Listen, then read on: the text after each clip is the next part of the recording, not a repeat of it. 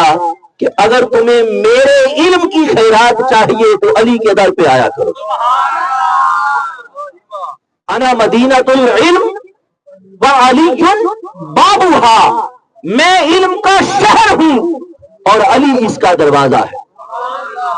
اگر میرے بھرے شہر علم سے خیرات چاہتے ہو، علم چاہتے ہو، تو پھر آؤ دروازے پر آ کر صدا کرو گے مصطفیٰ کے علم کی خیرات تمہیں علی کے ہاتھ سے میسر آ جائے. علی کے ہاتھ سے میسر کریم.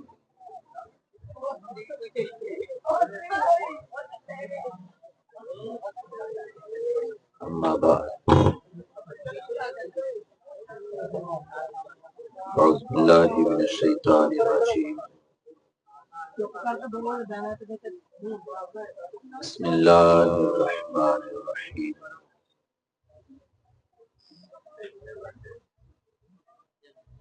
وَلَقَدْ آتَيْنَاكَ سَبْعًا مِنَ الْمَثَانِي وَالْقُرْآنَ الْعَظِيمَ. آمنت باللہ صدق اللہ العظیم وصدق رسولہ النبی الکریم.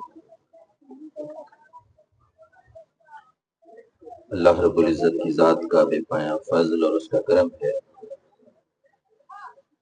اس نے ہمیں اپنے پیارے محبوب حضرت محمد مصطفیٰ صلی اللہ علیہ وسلم کی امت میں پیدا فرمایا ہے.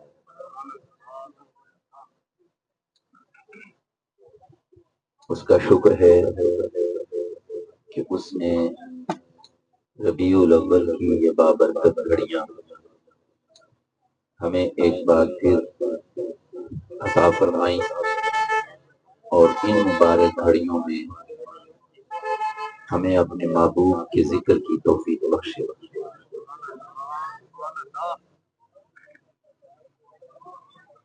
دو تین کام ہیں وہ کر لیں. ایک تو پنکھے سیدھے کر لیں اچھی طرح سے، جدھر جدھر کرنے ہیں ایک ہی دفعہ کر لیں. دوسرا، جس نے جہاں بیٹھنا ہے وہاں بیٹھ جائیں، اور اگر دوستوں سے کوئی ضروری بات ہے کرنے والی تو تھوڑی دیر کے لیے باہر جا کے اپنی ضروری باتیں کر لیں، دوبارہ محفل میں تشریف لے آئیں، ہم آپ کو خوش آمدید کہیں گے. اور تیسری بات یہ کہ اگر یہ ساؤنڈ والے صاحب موجود ہیں تو اس کی آواز ایک کر دیں، بس سنگل، سب سنگل سادہ آواز کر دیں. یہ آواز ریپیٹ ہو رہی ہے اور میں اس کا انتظار کرتا رہوں گا.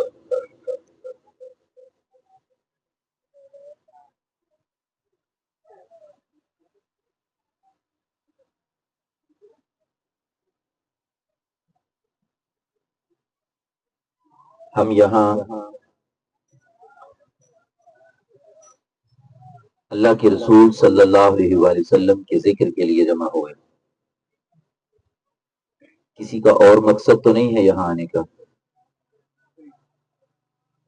اگر مقصد صرف اور صرف حضور کا ذکر کرنا ہے اور حضور کا ذکر سننا ہے تو یقیناً آپ مبارکباد کے مستحق ہیں کہ آپ بہت بڑے عمل کے لیے یہاں موجود ہیں.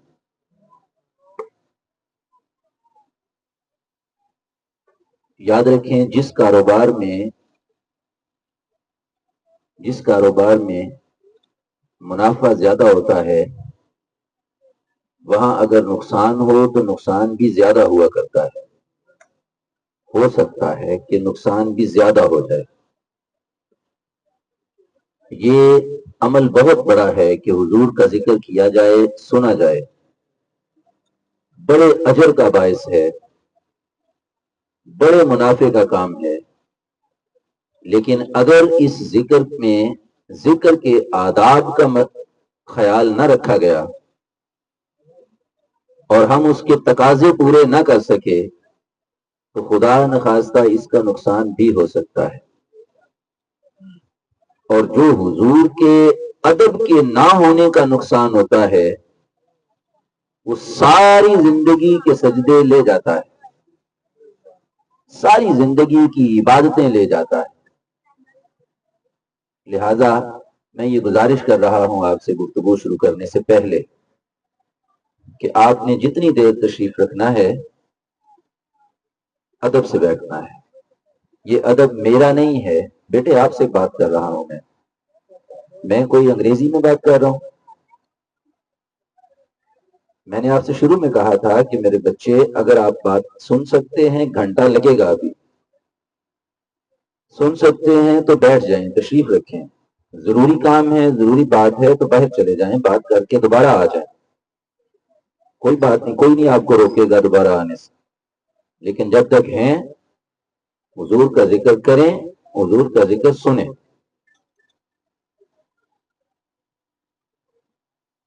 یہ ذکر کرنا بڑا اعلی عمل ہے، مگر اس ذکر کو سننا اس سے بھی بڑا عمل ہے. یہ ذکر کرنا بڑا عمل ہے، مگر مجلس میں بیٹھ کر، محفل میں بیٹھ کر یہ ذکر سننا اس سے بھی بڑا عمل ہے. یہ مشکل کام ہے سننا اور سنتے چلے جانا. سائنس آج کہتی ہے کہ کوئی بھی انسان 8 سے 10 سیکنڈ کسی ایک چیز پر سوچ سکتا ہے. متوجہ، مکمل توجہ 8 سے 10 سیکنڈ رکھ سکتا ہے، اس کے بعد اس کی توجہ کم ہوتی ہے. گھنٹوں بیٹھ کے حضور کا ذکر سنتے رہنا یہ بڑی بات ہے. اور میں یہ بات ایسے ہی نہیں کہہ رہا، میں آپ کو ایک مثال دیتا ہوں. مسجد نبوی ہے، مسجد نبوی کا صحن ہے، اور اس صحن میں ممبر بچھایا گیا ہے، اور ممبر اللہ کے رسول صلی اللہ علیہ وسلم کے حکم پر لایا گیا ہے. ممبر رکھوا کر حضور اپنے ایک صحابی حضرت حسان بن ثابت سے فرماتے ہیں کہ حسان ممبر پہ چڑھو اور میری نعت پڑھو. حضرت حسان بن ثابت کو ممبر پہ بٹھا کر ان سے نعت پڑھوائی. نعت پڑھنا کس کی سنت ہوا؟ صحابہ کی. نعت پڑھنا حسان بن ثابت کی سنت بنا، مگر حضور نے خود اپنے آپ کو نعت سننے والوں میں بٹھایا. حضور کی نعت پڑھنا غلاموں کا کام ہے، حضور کی نعت پڑھنا حضور کے محبین کا کام ہے، حضور کے عاشقوں کا کام ہے، مگر یہ نعت سننا خود مصطفیٰ کی اپنی سنت ہے. تو یہ ذکر سننا کوئی چھوٹی بات نہیں ہے، اس ذکر کا سننا بڑی سنت ہے. لہذا بس نعروں پہ بریک رکھیں، ذرا مہربانی کریں بیٹا جی. میں نے آپ کے سامنے جو آیت کریمہ پڑھی ہے، اللہ رب العزت نے اس آیت کریمہ میں ارشاد فرمایا ہے وَلَقَدْ آتَيْنَاكَ، اے محبوب صلی اللہ علیہ وآلہ وسلم، ہم نے آپ کو عطا کیا ہے. اے محبوب ہم نے آپ کو عطا کیا ہے. ایک بات قرآن حکیم کی آیت کریمہ کا آغاز یہ بتا رہا ہے کہ لوگوں، یہ جو میرے مصطفیٰ ہیں یہ دنیا میں کسی کے محتاج نہیں ہیں. انہیں جو عطا کرتا ہے خود اللہ عطا کرتا ہے.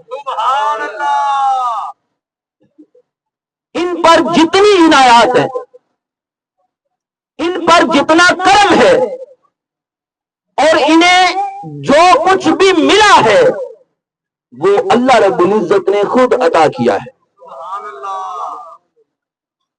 سو آگے فرمایا وَلَقَدْ آتَيْنَاكَ، اے محبوب ہم نے آپ کو عطا کیا ہے. کیا عطا کیا ہے مولا؟ اللہ پاک نے دو چیزوں کا ذکر فرمایا. فرمایا ہم نے آپ کو سبعا من المثانی، ہم نے آپ کو 7 مقرر فیض عطا فرمائے. ابھی شیر خان صاحب نعت پڑھ رہے تھے تو یہ بھائی کہہ رہے تھے یہ شیر مقرر پڑھیں. مقرر کا معنی ہوتا ہے دہرایا جانا کسی چیز کا، بار بار پڑھنا کسی چیز کا، کسی کام کا بار بار کیا جانا، یہ اس کا تکرار ہے. جب بحث مباحثہ ہوتا ہے نا تو لوگ ایک ہی بات کو بار بار کرتے ہیں تو کہتے ہیں کیا تکرار لگا رکھی ہے. کسی چیز کو دہرانا. اللہ پاک نے فرمایا ہم نے آپ کو سبعا من المثانی، ہم نے آپ کو بار بار دہرائے جانے والی 7 چیزیں عطا کی ہیں. 7 فیض دیے ہیں آپ کو اور ایک ہی بار دے کر چھوڑ نہیں دیا، بار بار دیے، بار بار دیے. دوسری چیز کیا ہے؟ اللہ پاک نے فرمایا والقرآن العظیم، ہم نے آپ کو بڑی عظمتوں والا قرآن عطا کیا ہے. عظمتوں والا قرآن عطا کیا ہے، عظیم قرآن آپ کو عطا کر دیا ہے. 2 چیزوں کا ذکر کیا، ایک سبع من المثانی، 7 مقرر فیض دیے ہیں، اور دوسری چیز فرمایا ہم نے آپ کو قرآن عظیم عطا کیا ہے. اب یہ جو دوسری چیز ہے نا، اس کی آسانی سے چھوٹے بچے سے لے کر یہاں موجود پڑھے لکھے افراد تک ہر شخص کو بڑی آسانی سے سمجھ آ جاتی ہے کہ ہم نے آپ کو قرآن دیا ہے. اللہ نے قرآن اپنے محبوب کو دیا ہے. اس بات کا، اس نعمت کا ذکر ہے اس آیت میں. جو پہلی چیز ہے 7 مقرر فیض عطا کیے ہیں، وہ ذرا سمجھنے کی چیز ہے، وہ ذرا سمجھنے کی چیز ہے. اور اس کے سمجھانے کے لیے ہمیں کسی ایسے سے پوچھنا چاہیے جس سے پہلے خود اس کی پوری سمجھ ہو.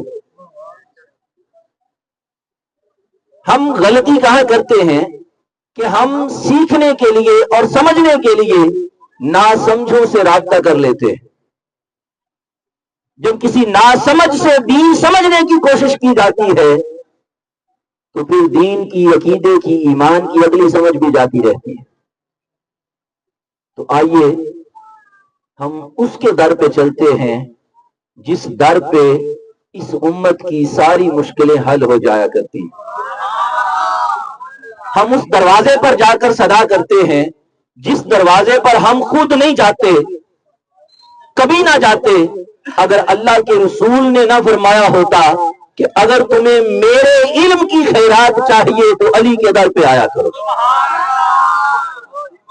انا مدینۃ العلم وعلی بابھا، میں علم کا شہر ہوں اور علی اس کا دروازہ ہے. اگر میرے بھرے شہر علم سے خیرات چاہتے ہو، علم چاہتے ہو تو پھر آؤ دروازے پر آ کر صدا کرو گے مصطفیٰ کے علم کی خیرات تمہیں علی کے ہاتھ سے میسر آ جائے گی. علی کے ہاتھ سے میسر آ جائے گی. یہ کوئی 2 چیزیں نہیں ہیں، 2 چیزیں نہیں ہیں، ایک ہی چیز ہے. دروازے کبھی خود خیرات نہیں دیتے، خیرات گھر والے دیا کرتے ہیں. خیرات گھر والے دیا کرتے ہیں، مگر اس کا مطلب یہ نہیں ہے کہ اب دروازے کو چھوڑ دیا جائے. گھر والے خیرات دیا کرتے ہیں مگر دیا دروازے سے ہی کرتے ہیں. خیرات گھر والے ہی دیتے ہیں مگر دیتے ہمیشہ دروازے سے ہی ہیں.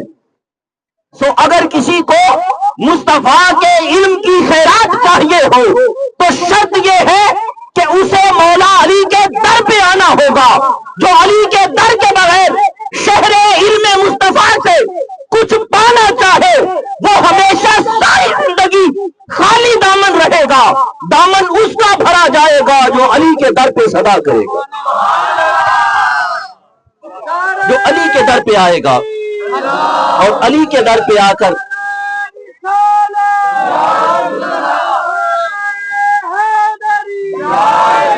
اپنا دامن مراد پھیلا کر عرض کرے گا کہ مجھے دین کے اس معاملے کی سمجھ نہیں آ رہی، سمجھا دیں. تو آئیے ہم بھی عرض کرتے ہیں کہ یا مولا علی یہ سبع من المثانی کیا ہے؟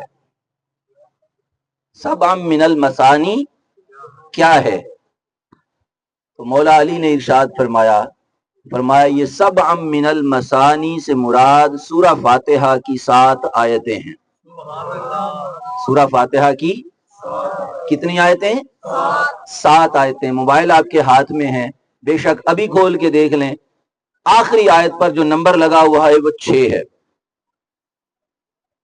سورہ فاتحہ کی آخری آیت پر جو نمبر لگا ہوا ہے وہ 6 ہے، مگر مولا علی کا قول یہ ہے کہ اس سے مراد سورہ فاتحہ کی 7 آیتیں ہیں۔ اس کا مطلب یہ نہیں ہے کہ کوئی آیتیں کم ہو گئی، قرآن میں نہ کمی ہوگی نہ بیشی ہوگی، قیامت تک یہ ایسے کا ایسا رہے گا۔ یہ قیامت تک اس کی حفاظت کا ذمہ اللہ نے لیا ہوا ہے، یہ کم یا زیادہ نہیں ہو سکتا۔ یہ قراتیں مختلف ہیں، تو قراتیں مختلف ہونے کی وجہ سے آیات کی تعداد الگ الگ ہو جاتی ہے۔ صراط الذین انعمت علیہم غیر المغضوب علیہم ولا الضالین، یہاں جو صراط الذین انعمت علیہم ہے، مولا علی کے اور حضرت عبداللہ ابن عباس کے مطابق علیہم پر ایک آیت ہوتی ہے، لہذا یہ 7 آیتیں بنتی ہیں۔ سورت وہی ہے، آیتیں وہی ہیں، لیکن وہ یہاں پر آیت کرتے ہیں، لہذا اس کی نمبرنگ 7 تک جائے گی۔ تو فرمایا کہ اس سے مراد سورہ فاتحہ کی 7 آیتیں ہیں۔ چلیں پھر سے آیت کو پڑھتے ہیں۔ اللہ پاک نے فرمایا وَلَقَدْ آتَيْنَاكَ سَبْعًا مِّنَ الْمَثَانِي وَالْقُرْآنِ الْعَظِيمِ، اے محبوب ہم نے آپ کو، اب ترجمہ مولا علی کی زبان سے کر لیں تو ترجمہ یہ ہوگا کہ اے محبوب ہم نے آپ کو سورہ فاتحہ کی 7 آیتیں دی ہیں اور قرآن عظیم دیا ہے۔ میں آپ سے یہ پوچھنا چاہوں گا، اور آپ کے ذہن میں بھی یہ سوال ہو سکتا ہے کہ کیا سورہ فاتحہ قرآن نہیں ہے؟ کیا سورہ فاتحہ قرآن نہیں ہے؟ یہ بھی تو قرآن ہے، بلکہ اس کو تو ام الکتاب کہا جاتا ہے، اس کو فاتحۃ الکتاب کہا جاتا ہے، یعنی یہاں سے کتاب کھلتی ہے، شروع ہوتی ہے۔ تو یہ بھی تو قرآن ہے، یہ قرآن میں دروازے کی حیثیت رکھتی ہے، یہاں سے قرآن میں داخل ہوا جاتا ہے، یہاں سے قرآن شروع ہوتا ہے، یہاں سے قرآن کھلتا ہے، یہ بھی تو قرآن ہے۔ تو یہ کیا ہوا، یہ کیا بات ہوئی کہ کوئی شخص، میں مثال دے رہا ہوں مگر اللہ کے ساتھ یہ مثال نہیں ہے، بات کو سمجھنے کے لیے، کوئی شخص ایک بہت بڑا گھر بنائے، 114 کمروں کا گھر بنائے، اور پھر وہ بنا بنایا بہت بڑا یہ محل اپنے کسی عزیز کو گفٹ کر دے، اور گفٹ کرتے ہوئے یہ کہے کہ یہ سارا گھر تجھے دیتا ہوں اور اس کا دروازہ بھی تجھے دیتا ہوں، بات بنتی ہے؟ اتنا بڑا گھر محل دے دیا تو دروازے کا الگ سے کیا ذکر کرنا، مگر اللہ نے کیا ہے کہ یہ سارا قرآن آپ کو دیتے ہیں اور اس قرآن کا دروازہ بھی آپ کو دیتے ہیں۔ کوئی تو بات ہوگی جو اللہ نے الگ کر کے اس کا بھی ذکر ساتھ کیا ہے، الگ کر کے ذکر کیا سورہ فاتحہ کا، کوئی تو بات ہوگی، تو ہمیں تو سمجھ نہیں آتی، تو مولا آپ ہی سمجھا دیں کہ یہ الگ کر کے ذکر کیوں کیا ہے، الگ کر کے ذکر کیوں کیا ہے۔ ہو سکتا ہے تھوڑی آپ کے لیے بات مشکل ہو رہی ہے، مگر تھوڑی دیر تک آسان ہو جائے گی۔ پہلے مشکل ہی ہوتی ہے، جب تک علی کے در پہ نہیں پہنچ جاتے مشکل ہی ہوتی ہے، تو جب علی کے در پہ پہنچ جائیں گے آپ تو مشکل نہیں رہے گی۔ تو آئیے مولا کائنات سے ہی پھر درخواست کرتے ہیں کہ یہ کیا بات ہوئی کہ قرآن بھی دیا اور سورہ فاتحہ بھی دی؟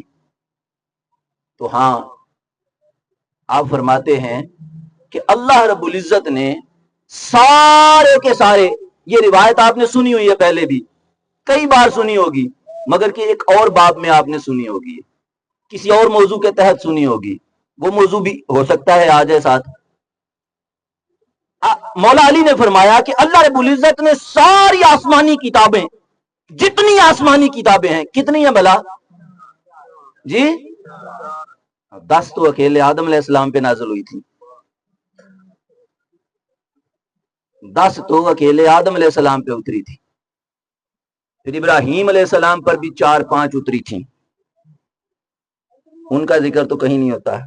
اصل میں یہ 4 بڑی آسمانی کتابیں ہیں، یہ کتابیں بڑی ہیں، چھوٹی چھوٹے صحیفے جن کو کہتے ہیں صحیفے، چھوٹی کتابیں، ان کی تعداد 100 سے زیادہ ہے جو مختلف رسولوں پر اترتے رہے مختلف اوقات۔ بہرحال جتنی بھی تھیں وہ 104 تھیں یا صرف 4 تھیں، جتنی بھی ہیں ہم سب پر ایمان رکھتے ہیں، جو بھی اللہ نے نازل کی وہ حق ہے، وہ حق ہے۔ مولا علی نے فرمایا وہ جتنی بھی تھیں اللہ نے ان سب کتابوں کا علم اور سب کتابوں کا فیض قرآن میں جمع کر دیا ہے۔ وہ جتنی بھی کتابیں تھیں ان سب کتابوں کا فیض قرآن میں اللہ نے تفصیل کے ساتھ رکھ دیا ہے۔ اب یہاں بیٹھے ہوئے لوگوں سے میں آپ سے یہ نہیں کہوں گا کہ آپ ہاتھ کھڑے کریں، مگر ہاتھ کھڑے نہ کریں، تھوڑی دیر کے لیے سر جھکا لیں اور دیکھ لیں کتنے وہ ہیں کہ جو قرآن کو مکمل شروع سے لے کر آخر تک تفصیل سے پڑھتے ہیں۔ میں کسی سے نہیں کہہ رہا کہ آپ ہاتھ اٹھائیں، ہاتھ نہ اٹھائیں، تھوڑی دیر کے لیے دل کی طرف توجہ فرما لیں۔ تو یہ قرآن سارے علوم کی تفصیل ہے، سارے فیض کی تفصیل ہے۔ تو پتا تھا اللہ کو کہ یہ سارے اس تفصیل میں نہیں اتر سکیں گے، تو مولا علی نے فرمایا جس طرح ساری آسمانی کتابوں کا فیض تفصیل کے ساتھ اللہ نے قرآن میں رکھا ہے، ایسے اللہ رب العزت نے پورے قرآن کا فیض اجمال کے ساتھ مختصر طور پر خاکے کے طور پر، جو بچے پڑھتے ہیں اسکولوں میں اور جو پڑھ چکے ہیں، ایک لمبی بڑی کہانی ہوتی ہے، پھر اس کا ایک خلاصہ ہوتا ہے جو چند لائنوں میں ہوتا ہے، ساری کہانی اس میں آ جاتی ہے مگر ہوتا چند لائنوں میں ہے۔ مولا علی نے فرمایا پھر پورے قرآن کا خلاصہ اللہ پاک نے سورہ فاتحہ میں رکھ دیا ہے، سورہ فاتحہ میں رکھ دیا ہے۔ اب ایک بار پھر ترجمہ کر لیں تو آقا علیہ الصلوۃ والسلام کے بارے میں اللہ رب العزت نے یہ فرمایا محبوب ہم نے آپ کو ساری آسمانی کتابوں کا فیض تفصیل سے بھی دے دیا ہے اور اجمال خلاصے کے ساتھ بھی دے دیا ہے۔ ایک سوال رہ گیا ہے، اس کے بعد میں کوشش کروں گا آپ سے سوال نہ کروں۔ قرآن کیا ہے؟ جی قرآن اللہ کا کلام ہے، قرآن اللہ کا کلام ہے، سب کو پتا ہے۔ جواب اس لیے نہیں دے رہے تھے کہ شاید میرے ذہن میں کچھ اور ہو اور میں بعد میں اور بات کر دوں، تو پھر بندے کو شرمندگی ہوتی ہے کہ میں نے اور کہا اور انہوں نے اور کہا۔ سب کو پتا ہے قرآن اللہ کا کلام ہے۔ کلام اپنے متکلم کی صفت ہوتا ہے، میں کلام کرتا ہوں تو یہ کلام میری صفت ہے، ہر شخص جو کلام کرتا ہے اس کا کلام اس کی صفت ہوتا ہے۔ تو کلام اللہ کا ہے، قرآن اللہ کا کلام ہے، اللہ کے کلام کی تفصیل ہے۔ گویا کہ مولا علی نے فرمایا کہ یہ قرآن اللہ کی صفات کی تفصیل ہے، چونکہ کلام صفت ہوتا ہے تو اگر اس لحاظ سے دیکھیں تو قرآن اللہ کی صفات کی تفصیل ہے اور سورہ فاتحہ اللہ کی صفات کا اجمال ہے۔ اب پڑھیں اس آیت کریمہ کو، آپ کو اس کا مفہوم سمجھ آ جائے گا۔ اللہ رب العزت نے فرمایا وَلَقَدْ آتَيْنَاكَ سَبْعًا مِنَ الْمَثَانِي وَالْقُرْآنَ الْعَظِيمِ، محبوب ہم نے آپ کو اپنی صفات کی تفصیل بھی عطا کر دی ہے، اپنی صفات کا اجمال بھی عطا کر دیا ہے۔ سو لوگوں جس نے اب خدا کی صفات کو تفصیل سے دیکھنا ہو وہ بھی محمد مصطفیٰ کو دیکھ لے، اور جس نے خدا کی صفات کو خلاصتاً اجمال کے ساتھ دیکھنا ہے وہ بھی میرے مصطفیٰ کو دیکھ لے۔ خدا کی صفات مصطفیٰ سے نظر آئیں گی، جس نے تفصیل سے خدا کی صفات کو دیکھنا ہے وہ بھی مصطفیٰ کو دیکھے، اور جس نے اجمال سے مختصر طور پر خلاصے کے طور پر ایک نظر میں خدا کی صفات کا نظارہ کرنا ہے وہ بھی مصطفیٰ کو دیکھ لے، وہ بھی حضور کو دیکھے۔ یہ بات میں نے نہیں کہی، ایک حوالہ میں نے آپ کو مولا علی کا دیا ہے اور دوسرا حوالہ میں آپ کو ام المومنین سیدہ عائشہ صدیقہ کا دے رہا. آپ کے پاس ایک شخص آیا، آقا علیہ الصلوۃ والسلام کا وصال ہو چکا تھا، وہ حضور سے ملنے آیا مگر حضور سے تو ملاقات نہ ہو سکی. تو اس نے کہا کہ مجھے کسی ایسے سے ملا دیں جو مجھے حضور کے بارے میں کچھ بتا دے. جس سے اس نے کہا کہ یہیں آقا علیہ الصلوۃ والسلام کے مزار اقدس کے ساتھ ہی حجرہ ہے ام المومنین کا، ان سے پوچھ لو جو پوچھنا چاہتے ہیں.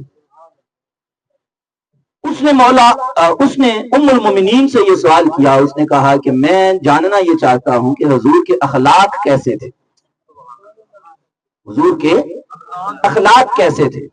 اب ام المومنین نے ایک ایک خلق گن گن کر نہیں بتایا، اس لیے کہ حضور کے اخلاق اگر گن گن کر بتائے جائیں تو 1400 سال ہو گئے ہیں لکھنے والوں کو لکھتے ہوئے، بولنے والوں کو بولتے ہوئے، سننے والوں کو سنتے ہوئے، مگر تیرے اوصاف کا ایک باب بھی پورا نہ ہوا. سبحان اللہ. زندگیاں ختم ہوئی اور قلم ٹوٹ گئے، تیرے اوصاف کا ایک باب بھی پورا نہ ہوا. تو ام المومنین نے حضور کے اوصاف اور اخلاق گن گن کر نہیں بتائے، ایک جملہ بولا اور ایک ہی جملے میں سمندر بند کر دیا. آپ نے فرمایا حضور کے اخلاق پوچھنے والے، کیا تو نے قرآن نہیں پڑھا؟ کیا تو نے قرآن نہیں پڑھا؟ یہ قرآن حضور کے اخلاق ہی تو ہے، یہ قرآن حضور کے اوصاف ہی تو ہیں. ایک وقت تھا جب قرآن اتر رہا تھا، لوگ قرآن کو سمجھنے کے لیے حضور کو دیکھا کرتے تھے. اب قرآن تو اتر نہیں رہا، اب قرآن تو مکمل ہو گیا، قرآن تو سامنے ہے، حضور سامنے نہیں ہے. اب قیامت تک جس نے حضور کو سمجھنا ہے وہ قرآن کو پڑھ لیا کرے. اب جس نے حضور کو سمجھنا ہے وہ قرآن کو پڑھے گا. سو ارشاد فرمایا سوال کرنے والے، کیا تو نے قرآن نہیں پڑھا؟ یہ قرآن حضور کے اخلاق ہی تو ہے. آئیے آگے چلتے ہیں. اللہ پاک نے جو ارشاد فرمایا نا کہ ہم نے یہ 7 مقرر فیض آپ کو بار بار عطا کیے، بار بار عطا کیے. اس کے کئی ایک مقامات ہیں جن مقامات پر اللہ رب العزت نے اپنے محبوب کو یہ 7 فیض دیے. اور یہ بات حضور کی ولادت سے ہی شروع ہو گئی. ہم حضور کی ولادت کا ذکر کرنے بیٹھے ہیں، میلاد پڑھنے اور سننے بیٹھے ہیں. جب آقا علیہ الصلوۃ والسلام کو اللہ رب العزت نے پیدا فرمایا تو یاد رکھیں ہم بھی پیدا ہوئے، ہماری بھی ولادت ہوئی ہے. سب کی ولادت میلاد ہی ہوتا ہے اس کا. آپ اس کو برتھ ڈے کہہ لیں یا آپ اس کو میلاد کہہ لیں، بات ایک ہی ہے. تو ہم میلاد منانے، حضور کی ولادت کا ذکر کرنے بیٹھے. ولادت مصطفیٰ کے موقع پر بھی اللہ رب العزت نے یہ 7 فیض عطا کیے ہیں اپنے محبوب کو. عام بشر جب پیدا ہوتا ہے تو ہر بشر تخلیق کے 7 مرحلوں سے گزرتا ہے، تخلیق کے 7 مرحلوں سے گزرتا ہے. قرآن حکیم نے انسان کی ولادت، انسان کی تخلیق کے 7 مرحلے بیان کیے. بشر کی تخلیق کے 7 مرحلے قرآن نے بیان کیے، جس میں سے پہلا مرحلہ پانی کا ہے. قرآن حکیم نے کہا کہ ہم نے انسان کو ماء یعنی پانی سے پیدا کیا ہے. وَهُوَ الَّذِي خَلَقَ مِنَ الْمَاءِ بَشَرًا، وہ اللہ کی ذات ہے جس نے پانی سے بشر کو پیدا کیا ہے. پہلا مرحلہ انسان کی تخلیق کا پانی ہے. پھر اس کے بعد دوسرا مرحلہ آتا ہے، جس دوسرے مرحلے میں اللہ رب العزت نے ارشاد فرمایا کہ ہم نے انسان کو کس سے پیدا کیا؟ تراب سے، مٹی سے. تراب ہر مٹی کو نہیں کہتے، تراب بھربھری مٹی کو کہتے ہیں، بھربھری مٹی. جس کو پنجابی میں ہم کہتے ہیں کٹا، کٹا، اس مٹی کو کہتے ہیں تراب، بھربری مٹی۔ اللہ رب العزت نے ارشاد فرمایا کہ یا ایھا الناس ان کنتم فی ریب، اے لوگو اگر تم شک میں ہو، من البعث فإنا خلقناکم من تراب، اگر تمہیں کوئی شک ہے کہ ہم نے تمہیں کیسے بنایا ہے تو سن لو کہ ہم نے تمہیں تراب سے پیدا کیا ہے۔ ہر بشر کی اصل میں تراب کا ایک مرحلہ ہے، ہر بشر کی اصل میں تراب کا ایک مرحلہ ہے۔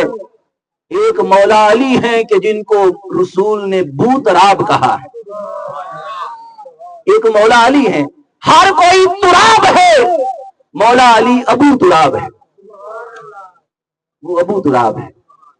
تو یہ تخلیق کا دوسرا مرحلہ ہے۔ کبھی کبھی آپ نے گھر پہ کبھی سالن پکتا دیکھا ہے؟ جی کبھی کبھی تو آپ خود بھی پکاتے ہوں گے دوستوں کے ساتھ مل کے۔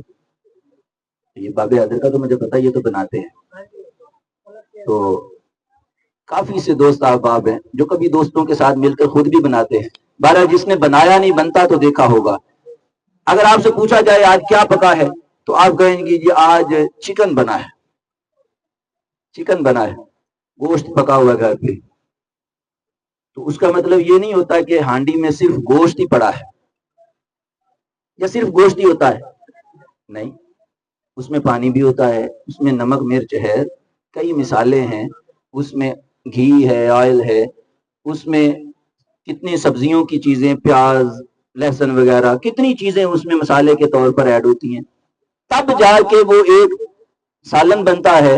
اور ہم اس میں جو سب سے اہم چیز ہوتی ہے اس کا نام لے کر کہتے ہیں یہ چکن بنا ہے یا یہ فش بنی ہے، باقی ساری چیزوں کا ذکر نہیں کیا جاتا۔ اچھا اگر سالن بنتے ہوئے آپ نے آدھا کلو چکن پکانا تھا اور کلو نمک ڈال دیا اس میں، تو ذائقہ چکن کا آئے گا؟ جی وہ کہتے ہیں ہاں دیکھیں چکن کا آئے گا۔ نعرے لگا لگا کے تھک گئے ہیں آپ۔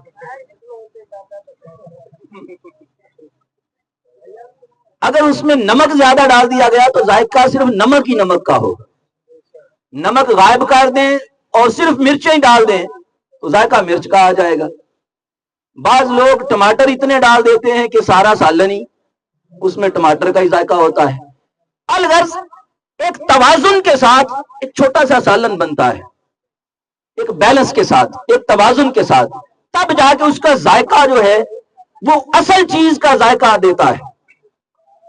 جب انسان کو پیدا کیا گیا نا تو بشر کی تخلیق کے بھی 7 مرحلے تھے۔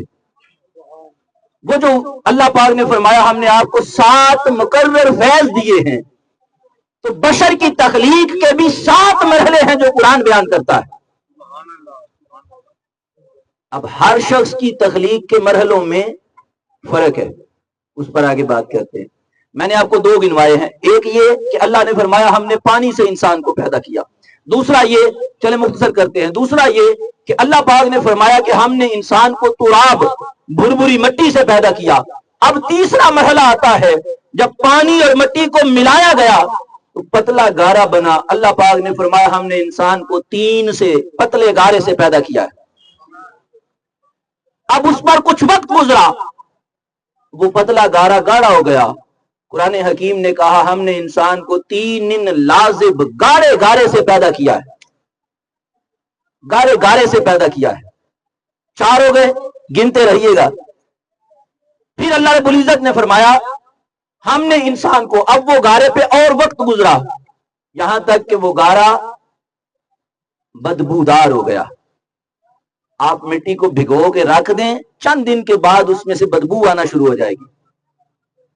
وہ جو گارا بنایا گیا تھا انسان کو پیدا کرنے کے لیے، پتلا گارا گاڑا ہو گیا۔ پھر کچھ دن گزرے یہاں تک کہ اس میں سے اسمیل آنے لگی، بدبو آنے لگی۔ قرآن حکیم نے کہا ہم نے انسان کو سلسال من حمأ مسنون، بدبودار گارے سے پیدا کیا ہے۔ پھر اس پر اور وقت گزرا، وہ گارا خشک ہو کر ٹھیکرا بن گیا۔ اللہ پاک نے فرمایا سلسال کالفخار، ہم نے انسان کو ٹھیکرے کی طرح بجتے ہوئی مٹی سے پیدا کیا ہے۔ بالکل صحیح اشارہ ہے آپ کا. جس طرح آپ اس کو ایسے کریں تو وہ بجے، اس طرح کے ٹھیکرے سے پیدا کیا. مگر پھر آخر پہ 7واں مرحلہ جب اللہ رب العزت نے بیان فرمایا تو فرمایا کہ ہم نے اسے مٹی سے نہیں بنایا، ہم نے اسے مٹی سے بنایا ہی نہیں ہے، یہ مٹی میں سے نکلا ہے، اس پر یہ سارے مرحلے گزرے ہیں، مگر یہ مٹی نہیں ہے. یہ مٹی میں سے بنا ہے مگر یہ مٹی نہیں ہے. آپ کھاتے ہیں فروٹ، کھاتے ہیں فروٹ، تو کیا وہ آپ مٹی کھا رہے ہوتے ہیں؟ حالانکہ وہ مٹی میں سے نکلا ہوتا ہے. کوئی بھی فروٹ ہے، کوئی بھی سبزی ہے، وہ مٹی سے نکلی ہے مگر وہ مٹی نہیں ہے. اللہ پاک نے فرمایا ہم نے اسے پانی اور مٹی کے مختلف مرحلوں سے گزارا ضرور ہے مگر مٹی نہیں ہے یہ. تو کیا ہے؟ فرمایا سلالۃ من طین، مٹی کے ہم نے اس میں سے عناصر لیے، خوبیاں لے لی ہیں، اس کے اجزاء لے لیے ہیں. مٹی کے اجزاء کے ساتھ ہم نے انسان کو تخلیق کر دیا ہے. اب ہوا کیا؟ میں نے آپ کو سالن کی مثال دی تھی، اگر آپ یاد کریں. ہوا کیا کہ جس انسان کی تخلیق پر جو مرحلہ غالب آ گیا اس کی طبیعت ویسی بن گئی. کسی پر پانی کا مرحلہ غالب آیا تو وہ اتنا اس کی طبیعت میں پانی کی خصوصیت آئی کہ بس جس محفل میں بیٹھا ویسا ہی ہو گیا. اس کی اپنی کوئی شکل ہی نہیں ہے، پانی کی کوئی شکل نہیں ہوتی، جس برتن میں ڈالیں ویسا ہی ہو جاتا ہے. جس محفل میں بیٹھا ویسا ہی ہو گیا، اس کی اپنی کوئی شکل ہی نہ رہی. اس کی تخلیق میں پانی کا مرحلہ غالب تھا. کسی کی تخلیق میں پتلے گارے کا مرحلہ غالب آیا، کسی کی تخلیق میں جا کے آگے بدبودار گارے کا مرحلہ غالب آ گیا، وہ بد اخلاق ہو گیا، ہر کوئی اس سے گھن کرتا ہے، ہر کوئی اس سے نفرت کرتا ہے، قریب نہیں آنا چاہتا اس کی طبیعت اور مزاج کی وجہ سے. کسی کی طبیعت میں سلسال کالفخار کا مرحلہ غالب آ گیا، وہ سخت مزاج ٹھیکرے کی طرح، اس کی طبیعت میں نرمی ختم ہو گئی. اگر جس کے تخلیق میں جو مرحلہ بشریت کا غالب آیا ویسے ویسے مزاج بنتے چلے گئے. ہر مرحلے میں کوئی نہ کوئی نقص تھا. اللہ رب العزت نے فرمایا وَلَقَدْ آتَيْنَاكَ سَبْعًا مِنَ الْمَثَانِي، محبوب ہم نے آپ کو بشر کے وجود میں ضرور بھیجا ہے مگر آپ کی بشریت کے ہر مرحلے کو ہم نے اپنی صفات کا فیض دیا ہے. آپ کے مرحلہ ماں کو بھی اپنی صفات کا فیض دیا ہے، آپ کے مرحلہ تراب کو بھی اپنی صفات کا فیض دیا ہے. الغرض آپ کی بشریت کے 7 مرحلوں کو اپنی صفات کا اتنا فیض دیا ہے کہ محبوب ہے تو بشریت کا وجود مگر صفات ساری نور والی ہیں. وجود بشر کا ہے مگر صفات بشر کی نہیں ہے. وجود بشر کا ہے مگر ہر مرحلہ بشریت پر اتنا فیض دیا ہے اپنی صفات کا کہ اب آپ کی بشریت کے وجود میں بھی میری صفات کا نظارہ ہوا کرے گا، میری صفات کا نظارہ ہوگا. ہم بشر بیٹھے ہیں یہاں، پنکھے 2 کافی نہیں ہیں، پسینہ آ رہا ہے آپ کو، جو گھر سے نہا کے آیا ہے نا تھوڑی دیر میں اس کے بھی کپڑوں سے اسمیل آنے لگے گی. ابھی یہ بشر ہے، یہ ہم بشر ہیں. 2 4 5 6 دفعہ پسینہ آ جائے تو 2 گھنٹوں میں کپڑوں سے اسمیل آنے لگتی ہے. اور وہ دوست جس نے بڑے جوش کے ساتھ آپ کو آگے بڑھ کے استقبال کر دیا تھا نا آپ کا، اور آپ کو گلے لگا کے ملا تھا، آپ جاتے ہوئے نہیں ملے گا. اس لیے نہیں ملے گا کہ ہم بشر جو ہوئے، اور بشریت کا یہ ایک نقص ہے کہ ہمارے پسینے سے بدبو آتی ہے، کسی کے کم کسی سے زیادہ مگر آتی ہے. یہ ہم ہیں، یہ ہم بشر ہیں کہ جن کے پسینے سے بدبو آتی ہے. ایک وہ ہیں کہ ہیں تو لباس بشریت میں مگر ان کے پسینے سے بدبو نہیں آتی. جس گلی سے گزر جائیں، صحابہ کہتے ہیں ہم حضور کو پہچان لیا کرتے تھے، ہم تلاش کر لیا کرتے تھے، گلیوں کی خوشبو بتاتی تھی حضور کس طرف گئے.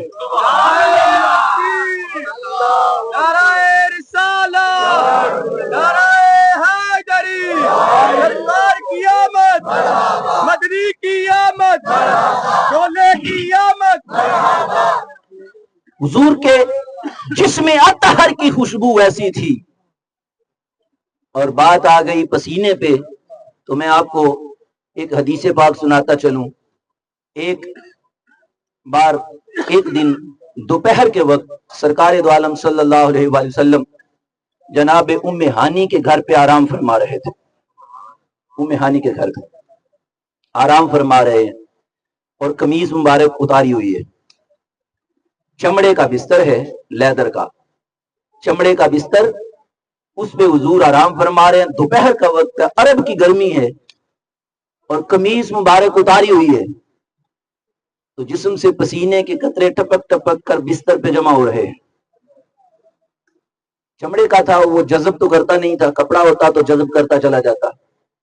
तो कपड़े, वो पसीने के कतरे चमड़े के बिस्तर पर जमा हो रहे हैं। जब सरकार दो आलम सल्लल्लाहु अलैहि वसल्लम ने थोड़ी देर के बाद करवट बदली ना, तो करवट बदली तो देखा कि उम्मे हानी के हाथ में शीशी है और रुई है। रुई के साथ वो पसीने के कतरे समेट समेट कर शीशी में डाल रही। सरकार दो आलम सल्लल्लाहु अलैहि वसल्लम ने इरशाद फरमाया कि उम्मे हानी, ये आप क्या कर रहे हैं? अच्छा, जब हम इस तरह की बात करते हैं ना, तो बाज लोगों को एक और बुखार हो जाता है।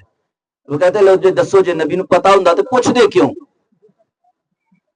अगर पता होता तो पूछते क्यों? हालांकि हदीस में कई बार ऐसे अल्फाज मौजूद हैं कि अल्लाह क़यामत के दिन पूछता है। भाई, हदीस और कुरान की आयत के हवाले की जरूरत नहीं है। अल्लाह ने क़यामत के दिन पूछना है कि नहीं पूछना? ये तो आम यहां हर माड़ा बंदा कहता तेन अल्लाह ही पूछे। फिर क्या उसको पता नहीं है कि वो पूछेगा उसे? सब पता है। पता होने के बावजूद हर फरिश्ता जो जमीन से आसमान की तरफ उठता है, मालिक उसको जाते हुए पूछता है, कहां से आए हो? भला फरिश्ता भी कोई आवारा लड़का है कि अपनी मर्जी से कहीं चला जाए? वो तो अपनी मर्जी से कहीं जा ही नहीं सकते। अल्लाह के इल्म में है कहां से आए हैं, क्या कर रहे थे, ये क्या करके आए हैं, मगर फिर उनको बार बार पूछते हैं। हुजूर ने फरमाया उम्मे हानी, आप क्या कर रहे हैं? आपने अर्ज किया या रसूलल्लाह, आपका पसीना मुबारक इस शीशी में बंद कर रही हूं। हुजूर ने फरमाया, किस लिए? फरमाया, अर्ज किया, आका, चंद दिन बाद अंसार की एक बेटी की शादी होने वाली है।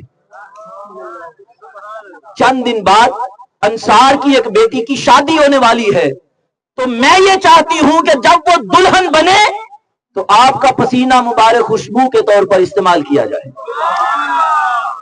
खुशबू के तौर पर, बेटे मेरी बात सुने ध्यान से, खुशबू के तौर पर यह पसीना मुबारक उसको लगाया जाए। फिर ऐसा हुआ, उस दुल्हन को जब तैयार किया गया और मरहला आया कि उसके जिस्म पर खुशबू लगाई जाए, हुजूर के पसीना मुबारक के वो कतरे उसके जिस्म पर लगाए गए। हदीस मुबारक बता रहा हूं, उस बच्ची की नस्ल से एक नहीं, दो नहीं, अहादीस में आता है 7 नस्लें ऐसी गुजरी कि उनके जिस्मों से खुशबू आया करती थी। उस बच्ची की औलाद में 7 नस्लें ऐसी थी जिनके जिस्म से खुशबू आती थी, और अहले मोहल्ला गांव वालों ने उनके घर का नाम बैतुत तय्यबीन, खुशबू वालों का घर रखा हुआ था। लोग कहते थे किस घर जाना है? वो खुशबू वालों के घर जाना। और खुशबू क्या लगाई थी? हुजूर के मुबारक पसीने के चंद कतरे। 1-2 दिन नहीं, 10-20 साल नहीं, 7 नस्लें गुजरी उस पसीने की खुशबू से। सुभान अल्लाह। अगर मौलवी साहब को ये हैजा दुरुस्त ना हो और उनको यही ख्याल रहे फिर भी कि हाँ वो भी बशर, हम भी बशर, हम भी बशर, वो भी बशर, तो जाइए आज पसीना ले जाइए अपना और जाकर अपनी बेटी को दीजिए कि जब कभी कॉलेज जाना हो तो ये लगा के जाया करो। पता चल जाएगा आपको। आपने हमारी बात नहीं माननी, जब घर से औलाद आपके मुंह पे मारेगी ना, तब आपको समझ आएगी नहीं वो कुछ और बशर हैं, हम कुछ और बशर। बशर बशर में फर्क होता है। आगे आ जाए। हमारी बशरियत ये है ہماری بشریت یہ ہے، یہاں یہ چھوٹی سی لائٹ ہے، ہر بندہ اپنے قریب قریب دیکھ لے، لائٹ کے دوسری طرف اس کے جسم کا سایہ ہے کہ نہیں ہے؟ بشر جہاں بھی روشنی میں ہوتا ہے اس کے وجود کا سایہ بنتا ہے، وہاں بشریت ہے، مگر بشریت کو صفات الہی نے اتنا رنگا ہوا ہے کہ ہے تو وجود بشر مگر زمین پر سایہ کبھی نظر نہیں آیا۔ سورج کی روشنی ہے، چاند کی روشنی ہے، گھر میں چراغ کی روشنی ہے، مگر اس وجود اقدس کا سایہ نہیں ہے۔ آپ زندگی میں کبھی کسی بشر کو نہیں دیکھیں گے جس کا سایہ ہی نہ ہو، ہاں مگر حضور کا وجود اقدس ایسا وجود ہے کہ ہے تو بشری وجود مگر سایہ نہیں۔ آپ یہاں سے ہاسپٹل چلے جائیں، کسی بھی ہسپتال چلے جائیں، وہاں پر لکھا ہوا نوٹس آپ کو ملے گا، یہاں تھوکنا منع ہے۔ کیوں بھائی یہاں کیوں تھوکنا منع ہے؟ صفائی کی وجہ سے؟ وہ کہیں گے نہیں، تھوکنے سے بیماریاں پھیلتی ہیں، تھوکنے سے بیماریاں پھیلتی ہیں۔ ہاں عام بشر جب تھوکتا ہے تو اس سے بیماری آتی ہے، مصطفیٰ کے لعاب دہن سے اور مصطفیٰ کے مبارک تھوک سے بیماریاں نہیں آتی، بیماریاں دور کر دی جاتی ہیں، شفائیں عطا کر دی جاتی ہیں۔ سلطان باہو رحمت اللہ علیہ کا نام تو آپ نے سنا ہی ہوگا۔ آپ فرماتے ہیں کہ کھاری کھو کدی مٹھے نہ تھیندے، پامیں سہ منا کھنڈ پائیے ہو۔ کہتے ہیں 100 من چینی ڈال دیں کنویں میں، جو پانی کھاری ہے وہ کبھی میٹھا نہیں ہوتا، وہ کھاری رہتا ہے۔ مگر آئیے وہ 100 من کھنڈ نہیں ہے۔ سرکار دو عالم صلی اللہ علیہ وسلم ایک سفر پر ہیں اور پانی مشکیزوں سے ختم ہو رہا ہے قافلے کا، آگے ایک کنواں تو آ گیا ہے مگر اس کا پانی کھاری ہے، پینے کے قابل نہیں ہے، پینے کے قابل نہیں ہے۔ عرض کیا گیا حضور پانی تو ہے مگر پینے کے قابل نہیں ہے، اتنا کڑوا ہے، اتنا کھاری ہے، پیا نہیں جا سکتا۔ اللہ کے رسول صلی اللہ علیہ وسلم نے اس میں اپنا تھوک مبارک ڈالا، تھوک مبارک ڈالا۔ وہ جو 100 منا کھنڈ پائیے اس سے میٹھے نہیں ہوتے تھے، ایک تھوک کی وجہ سے میٹھے ہو گئے۔ وہ بڑی مشہور روایت ہے، جناب جابر نے خندق کھودنے کے دن سرکار دو عالم صلی اللہ علیہ وسلم کے پیٹ پر پتھر بندے ہوئے دیکھے، خندق کھودنے کی ڈیوٹی چھوڑی، گھر دوڑ گئے، جا کر بیوی سے کہا گھر میں کچھ کھانے کو ہے؟ اس نے کہا کچھ بھی نہیں ہے، بکری کا یہ بچہ ہے۔ اس نے کہا ذبح کر دو، بناؤ، کتنی دیر میں بنا لو گی؟ اس نے کہا بس اتنی سی دیر لگے گی، 2 گھنٹے 3 گھنٹے جتنا بھی ٹائم بتایا۔ انہوں نے کہا بنائیں، میں اتنی دیر کے بعد حضور کو لے کے آتا ہوں، حضور کو کھانا کھلانا ہے۔ بیوی نے آواز دے کر کہا جابر دوڑتے جا رہے ہو، بات سن کے جاؤ، 2 نہیں تو 2.5 کلو نکلے گا، یہ 2-2.5 کلو کا بکری کا بچہ ہے۔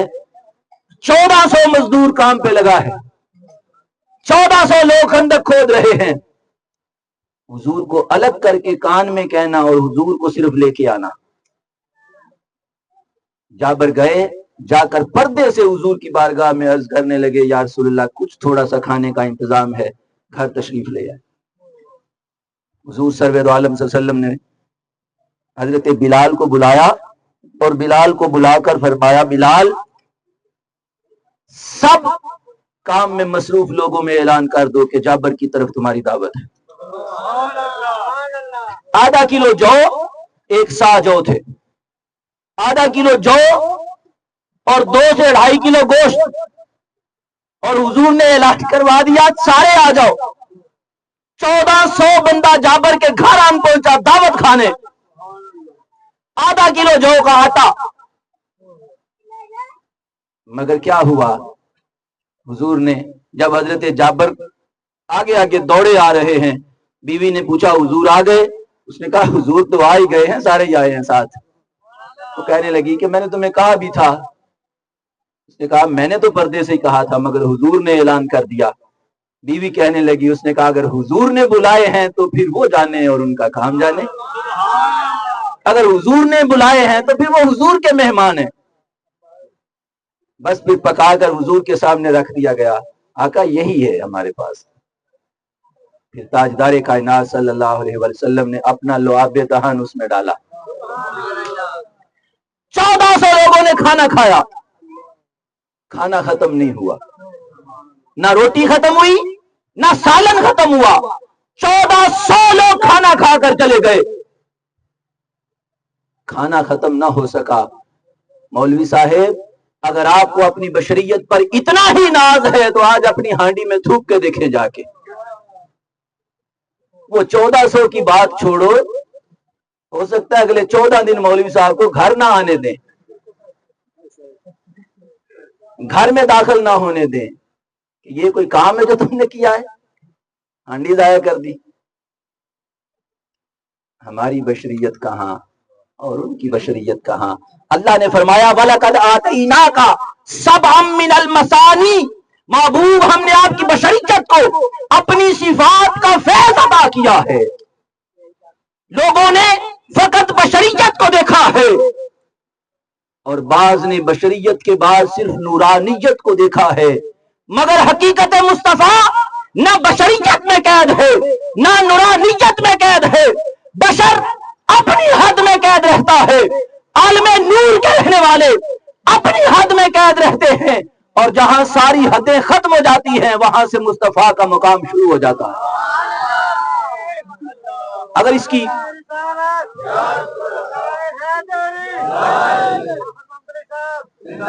مہربانی سر یہ نعرہ نہ لگائیں، آپ خواہ مخواہ میں اپنا سارا کام ہی خراب کر رہے ہیں۔ یہ سلطانی صاحب کو صرف اجازت ہے، سلطانی صاحب وہ پنجابی کا تو مڑتے ہی نہیں، ان سے کئی دفعہ عرض کیا ہے کہ آپ جو عظیم نعرے لگا رہے ہوتے ہیں وہی سجتے ہیں۔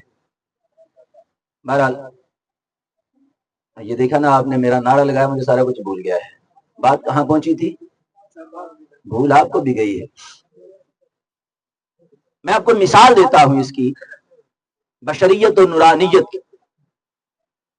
یہ میلاد کے دن ہے، آگے جا کے ایک مہینہ آئے گا رجب کا، اس رجب کے مہینے میں حضور کی معراج کے دن آئیں گے۔ معراج کی رات کے سفر سے آپ واقف ہیں۔ پہلا مرحلہ سفر جو مسجد اقصی میں ختم ہوا، مسجد اقصی میں بشریت کی حد ختم ہو گئی، بشر مسجد اقصی میں رہ گئے، اور مصطفیٰ بشریت کو مسجد اقصی میں چھوڑ کر عالم نور کی طرف چل پڑے۔ اب یہاں ساتھ کچھ نوری بھی تھے، کچھ نوری بھی تھے جو حضور کے ساتھ چلے تھے، اور وہ ایک نظر سے عالم بشریت کو دیکھ کر کہہ رہے تھے کہ اے بشریت کی دنیا کے رہنے والوں، مصطفیٰ وقت بشر ہوتے تو آج اقصی سے اوپر نہ جا سکتے، آج مسجد اقصی سے اوپر نہ جا سکتے۔ عالم نور کے رہنے والوں کے ساتھ جاتا ہوا انہیں دیکھو اور سمجھ جاؤ کہ یہ صرف بشر نہیں ہیں، نور بھی ہیں۔ مگر ایک وقت آیا، ایک مرحلہ آ گیا ایسا جہاں جا کر عالم نور کے یہ باسی ٹھہر گئے، اور حضور نے ان سے کہا کہ آگے آؤ، مگر انہوں نے کہا نہیں، اس سے آگے ایک سوئی کے ناکے کے برابر بھی آگے جائیں تو جل جائیں گے۔ سو عالم نور کے یہ باسی سدرۃ المنتہا پر جا کر رک گئے، اور مصطفیٰ اس سے آگے تنہا چلے۔ اس سفر کو ذرا ذہن میں رکھیں، حضور کا یہ سفر قیامت تک لوگوں کو بتا رہا ہے، مصطفیٰ کو بشریت اور نورانیت کی حدوں میں قید نہ کرو۔ اگر فقط بشر ہوتے مسجد اقصی میں رک جاتے، اگر فقط نور ہوتے سدرۃ المنتہا پر رک جاتے۔ بشریت نیچے رہ گئی ہے، نورانیت نیچے رہ گئی ہے، مصطفیٰ حقیقت محمدی کے ساتھ رب کی بارگاہ میں جا رہے۔ نور اور بشر کی حدوں سے آگے گزرتے ہوئے حضور کے قدموں نے دنیا کو یہ بتایا جہاں نور کی حدیں ختم ہوتی ہیں وہاں سے مصطفیٰ اپنے قدموں سے چلا کرتے ہیں، وہاں سے حضور کے قدموں کا سفر شروع ہوتا ہے۔ حضور کو بشریت و نورانیت میں قید نہ کرو۔ گرمی بہت ہے، مجھے اس بات کا احساس ہے، میں نے چھوڑا ہے اپنی بات کو کہیں سے، میں بات کو ختم کرنے لگا ہوں۔ اللہ رب العزت نے فرمایا ہم نے آپ کو 7 مقرر فیض دیے ہیں، ہر مرحلہ بشریت کو اپنی صفات کا فیض دیا ہے۔ پھر اسی طرح سے انسان کے نفس کے بھی 7 درجے ہوتے ہیں، میں اب اس کی تفصیل میں نہیں جاؤں گا، پریشان نہیں ہو جانا آپ نے۔ نفس کے بھی 7 درجے ہوتے ہیں۔ ہم جیسے گناہ گاروں کا نفس امارہ ہوتا ہے، قرآن میں ہے یہ درجے، ویسے بنے بنائے بات نہیں ہے کوئی۔ نفس امارہ جو لوگوں کو گناہ کی طرف لے جاتا ہے، جو بندے کو گناہ کی رغبت دیتا ہے، گناہ کی خواہش پیدا کرتا ہے، ہم اس درجے کے لوگ ہیں۔ پھر نفس ملہمہ، جہاں پر نفس انسان کو جھنجھوڑتا ہے کہ نہیں یہ غلط کام ہے نہ کر، جسے ہم کہتے ہیں ضمیر زندہ ہو جاتا ہے، نفس ملہمہ آ جاتا ہے۔ پھر اس سے آگے نفس لوامہ آ جاتا ہے، پھر اس سے آگے نفس مطمئنہ آ جاتا ہے، پھر اس سے آگے نفس راضیہ آ جاتا ہے، پھر نفس مردیہ آ جاتا ہے، پھر نفس کاملہ آ جاتا ہے۔ انسان ان نفس کے 7 درجوں سے گزرتا ہے، ہر درجے پر کوئی نہ کوئی لغزش، کوئی نہ کوئی کمزوری ہوتی ہے۔ اللہ پاک نے فرمایا محبوب ہم نے آپ کو 7 فیض آپ کے نفس کو بھی عطا کیے ہیں، ہر مرحلہ نفس پر آپ کو اپنی صفات کا فیض اس طرح دیا ہے کہ کسی مرحلہ نفس پر کوئی لغزش اور غلطی اور کمزوری باقی نہیں بچی۔ پھر جو لوگ روحانیت کا سفر کرنے والے ہیں، جو لوگ روحانیت کا سفر کرنے والے ہیں، آج روحانیت کا مطلب صرف یہی رہ گیا ہے کہ پیروں کی بیعت کرنی ہے۔ روحانیت کا سفر کرنے والے جو لوگ ہیں انہیں معلوم ہے کہ انسان کے اندر لطائف ہوتے ہیں، ان لطائف کے بھی 7 درجے ہوتے ہیں، اور ہر لطیفہ قلب، ہر لطیفہ انسان کی اپنی اپنی کچھ خصوصیات اور صفات ہوتی ہیں۔ اللہ پاک نے فرمایا محبوب ہم نے آپ کے ہر لطیفہ بدن کو بھی اپنے صفات کا فیض عطا کیا ہے۔ یہ میں نے بات کو مختصر کر دیا ہے اس لیے کہ میں چاہتا ہوں کہ آپ کو مزید آزمائش میں نہ ڈالا جائے۔ یہ ربیع الاول شریف کا مہینہ ہے، پورا مہینہ انشاءاللہ تبارک و تعالیٰ آپ بھی یہیں پہ ہیں، ہم بھی یہیں پہ ہیں، بات ہوتی رہے گی۔ عام طور پہ محافل جو ہیں وہ 10:15 ساڑھے 10 بجے تک ختم کر لیتے ہیں ہم، لیکن یہ چونکہ درویشوں کی محفل ہے اور محترم بابا حیدر ملانی صاحب کی محفل ہے، جن کو مرضی کے مالک ہیں، پھر جیسے چاہیں وہ کریں، تو یہ محافل پورا ربیع الاول چلیں گی۔ کوشش کریں اپنے وقت میں سے وقت نکالا کریں، لیکن اگر دوستوں سے وقت نہ ملے تو بے شک محفل میں نہ آیا کریں۔ یہ بری بات ہے، میں جو الفاظ بول رہا ہوں اچھے نہیں ہیں، مگر میں پورے درد دل کے ساتھ آپ کو کہہ رہا ہوں۔ ایک قافلہ آیا تھا مدینہ میں، انہوں نے حضور کے دروازے سے باہر کھڑے ہو کر حضور کو اونچی آواز میں آوازیں دی تھی باہر بلانے کے لیے۔ اللہ پاک نے پوری سورت نازل کر کے کہا تھا کہ ان لوگوں کے اعمال ضائع ہو جائیں گے، انہیں چاہیے تھا کہ میرے محبوب کا انتظار کرتے باہر کھڑے ہو کہ وہ جب چاہتے باہر تشریف لاتے۔ یہ جو ذکر ہے نا، جیسے حضور کی ذات کا ادب ہے، جیسے حضور کی ذات کا ادب ہے، ایسے ہی حضور کے ساتھ نسبت رکھنے والی ہر چیز کا ادب بھی ایسے ہی ہے۔ ہر وہ چیز جس کی نسبت حضور کے ساتھ ہو گئی اس کا ادب بھی ایسے ہی ہے جیسے حضور کی ذات کا ادب۔ میں نے کل بھی یہ غالباً مثال دی تھی، ایک شخص تھا عبداللہ بن ابی، منافق تھا، یہ منافقوں کا سردار تھا۔ یہ راستے میں بیٹھا ہوا تھا اور حضور اپنے سواری پر تشریف لائے ہیں۔ سواری کیا تھی؟ وہ گدھا تھا، جو آقا علیہ الصلوۃ والسلام کو نجاشی بادشاہ نے تحفے میں بھیجا تھا، حضور اس پر سواری کیا کرتے تھے. تو اپنے دراز گوش پر اپنے گدھے پر بیٹھے حضور ایک سفر سے واپس آ رہے تھے، یہ راستے میں بیٹھا تھا. اب وہ گدھا جب یہاں سے گزرا تو عین جہاں وہ بیٹھے تھے وہیں آ کے وہ رکا اور اس نے پیشاب کرنا شروع کر دیا.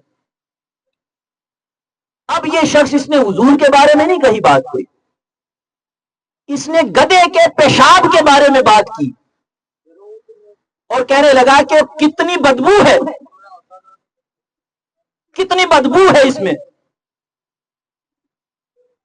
اس نے جب یہ بات کہی تو اس عبداللہ بن ابی کا بیٹا عبداللہ بن عبداللہ، وہ سچا مسلمان تھا، وہ بھی وہیں پر موجود تھا. جب اس نے پیشاب کے بارے میں یہ بات کی، اس نے تلوار کھینچ لی اور اپنے باپ کی گردن پر تلوار رکھ کر کہا خبردار اگر اس سے آگے کچھ بولے تو گردن اڑا دوں گا. تمہیں خبر نہیں ہے کہ تم کس کے بارے میں بات کر رہے ہو؟ یہ حضور کی سواری ہے. حضور کا ذکر تو بڑی عظمتوں والا ہے. تو بیٹے میں آپ سے کہوں گا آپ روزانہ تشریف لائیں. ہمیں اس سے زیادہ خوشی کیا ہوگی کہ آپ تشریف لائیں محفل میں، مگر کوشش کریں محفل میں آئیں تو پھر ساری دوستیاں محفل ختم ہونے تک ختم رکھیں، ذکر میں لگے رہیں، ذکر میں مصروف رہیں، ذکر کریں، ذکر سنیں. محفل ادھر ہو رہی ہے، بندے کا منہ ادھر کو ہے، تو کیا کریں گے؟ سو مہربانی کریں، تھوڑا سا بہتری لائیں اپنے رویوں میں، اپنے اعمال میں. اللہ پاک ہمیں عمل کی توفیق عطا فرما دے. کسی کو بات سخت لگے